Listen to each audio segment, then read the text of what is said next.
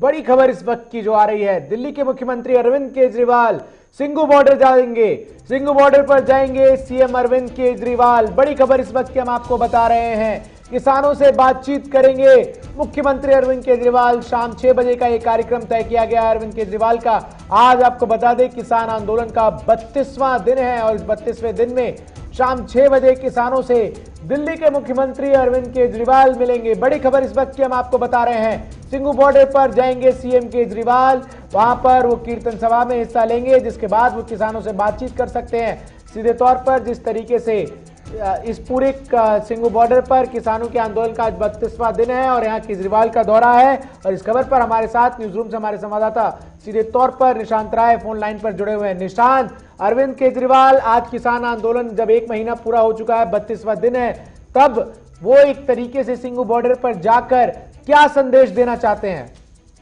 देखिए, अरविंद केजरीवाल इससे पहले भी सिंघू बॉर्डर पर गए थे और सीधी सी बात है, सिंघू बॉर्डर पर पहुंचकर उन्होंने केंद्र सरकार को कटघरे में खड़ा किया था। और अगर बात की जाए, विधानसभा सत्र बुलाकर तीनों कानून को फाड़ा भी गया था मुख्यमंत्री के द्वारा। और सीधे तौर पर मुख्यमंत्री का कहना है कि ये तीनों कानून जो हैं वो किसानों के खिलाफ हैं। दरअसल अरविंद केजरीवाल आज जब सिंघू बॉर्डर जा रहे हैं तो सीधे तौर पर जो गुरु गोविंद सिंह के पुत्रों साहिबजादा जोरावर सिंह और फतेह सिंह की शहीदी दिवस मनाने के लिए वो जा रहे हैं। और वहां पर पंजाब से आए किसानों ने कीर्तन, दरबार और लंगर की भी व्यवस्था की है।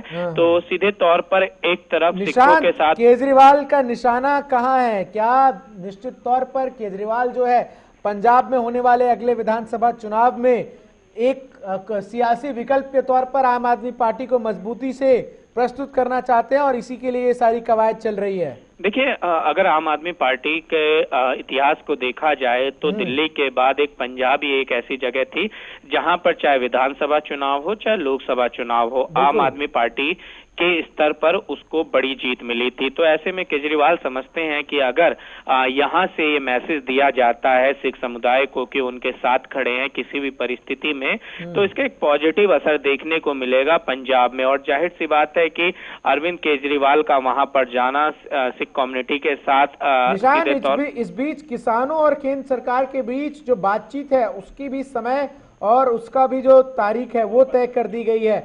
किस तरीके से इस घटनाक्रम के बाद आज केजरीवाल का दौरा और महत्वपूर्ण हो जाता है, क्योंकि किसान तो बातचीत करने वाले हैं केंद्र सरकार से कल? देखिए, किसान केंद्र सरकार से बातचीत करने वाले हैं, लेकिन अगर दोनों को ही सुना जाए, चाहे किसानों को सुना जाए चाहे केंद्र सरकार को सुना जाए, केंद्र सरकार कहती है कि वो कानूनों में संशोधन के लिए तैयार हैं, किसान कहते हैं कि कानूनों में संशोधन नहीं किया जाए बल्कि कानून ही वापस किए जाएं।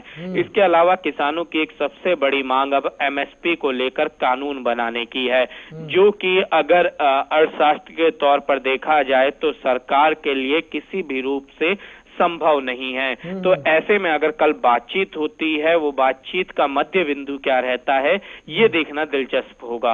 लेकिन निशान, जिस तरीके से किसानों का आंदोलन अब 1 महीना पूरा हो चुका है, गतिरोध की जो स्थिति है किसान और सरकार के बीच लगातार जारी है। किसानों ने कल जिस प्रस्ताव का जवाब दिया उसमें जो उन्होंने 3 बिंदुएं रखी अपनी कि जिन एजेंडा पर बातचीत होगी, निश्चित तौर पर वो एजेंडा तो ऐसे है जिसको शायद ही केंद्र सरकार स्वीकार करे। तो ऐसे में क्या नजर आ रहा है, कल बातचीत होगी या नहीं होगी?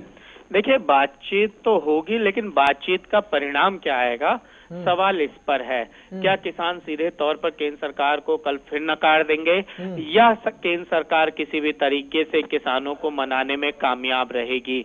और अभी अगर बॉर्डर्स की हालात की बात की जाए तो लगातार तंबुओं की संख्या बढ़ती चली जा रही है, ट्रैक्टर ट्रॉली की संख्या बढ़ती चली जा रही है, किसानों का आना लगातार जारी है। ऐसे में कृषि मंत्री नरेंद्र सिंह तोमर ने निशांत कहा था साल के अंत तक ये आंदोलन खत्म हो जाएगा। हाल फिलहाल में तो ऐसा होता नजर नहीं आ रहा। देखिए, सरकार अपनी तरफ से तमाम दावे करेगी क्योंकि सरकार चाहते है किसी भी तरीके से आंदोलन खत्म हो, लेकिन अभी अगर बात की जाए हाल फिलहाल की परिस्थितियों की तो आंदोलन अभी सीधे तौर पर खत्म होता हुआ नहीं नजर आ रहा है और लगातार किसानों की संख्या बढ़ती हुई नजर आ रही है। निशांत, एक आखिरी सवाल होगा, जिस तरीके से किसानों का यह आंदोलन 1 महीने से ऊपर जा चुका है, केंद्र सरकार लगातार बातचीत के जरिए मसले को सुलझाने के लिए कह रही है, किसान कानून वापस करने के लिए कह रहे हैं, ऐसे में इतने बड़ा आंदोलन जिस स्तर पर किसान बैठे हैं, बड़ा सवाल तो यही है कि खत्म कैसे होगा यह आंदोलन? देखिए, इसमें सीधी सी बात है कि केंद्र सरकार भी और किसान भी एक ऐसा मध्य बिंदु तय करें जहां पर दोनों को ही राहत मिले और दोनों की लगभग सारी मांगे जो है वो कंप्लीट हो जाए। कानून वापसी एक बहुत मुश्किल काम है जिसकी उम्मीद ना के बराबर है। इसी तरीके से एमएसपी के लिए गारंटी का कानून बनाना केंद्र सरकार के लिए चुनौती है, जो कि जमीनी रूप से संभव नहीं है। तो ऐसे में दोनों को ही अगर जब तक मध्य बिंदु पर नहीं आएंगे और हमेशा से कभी भी किसी आंदोलन में अगर आंदोलनकर्ता किसी चीज को लेकर रिजेक्ट होते हैं तो उस आंदोलन का कोई नतीजा निकलकर सामने नहीं आता है। ठीक है, बहुत बहुत शुक्रिया निशांत आपका। सीधे तौर पर जिस तरीके से किसानों का ये विरोध प्रदर्शन चल रहा है और किसानों के इस विरोध प्रदर्शन में आज शाम 6 बजे अरविंद केजरीवाल दिल्ली के मुख्यमंत्री सिंघू बॉर्डर पर जाएंगे और वहां वो जो एक तरीके से किसानों से मिलकर संवाद स्थापित करने की भी कोशिश करेंगे और एक कीर्तन में भी भाग लेंगे। इन सब पर क्या कहा है आम आदमी पार्टी के राज्यसभा सांसद संजय सिंह ने, सुनाते हैं आपको। केजरीवाल जी ने साफ तौर पे कहा है, सड़क से लेकर संसद तक हम किसानों का साथ देंगे। परसों संसद के अंदर प्रधानमंत्री जी के सामने हमने नारे लगाए, भगवंत मान जी भी हमारे साथ थे और हमने एक ही मांग की, ये काला कानून वापस लीजिए।